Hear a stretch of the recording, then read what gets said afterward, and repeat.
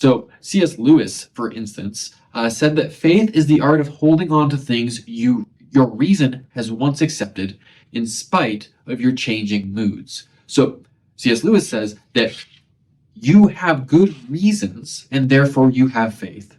But faith is holding on to those reasons, holding on to the belief that you know has good reasons, despite the fact that you're in a bad mood. And this is what I actually think is foundationally the power of apologetics. The true power of apologetics is that if you examine all the evidences honestly, then you will come to the obvious conclusions, which is that Christianity is necessarily true.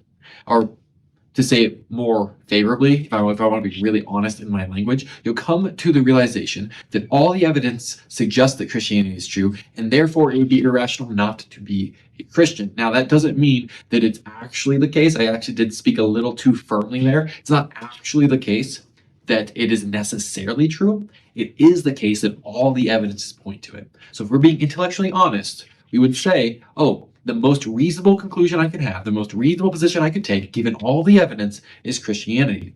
And when you have that basis, this is what I think the power of apologetics is. When you have that basis, you know that. Then, when things get hard, because they will, things will certainly get hard. This world is tragic and traumatic and hard, and nobody gets out of this without going through terrible hardships.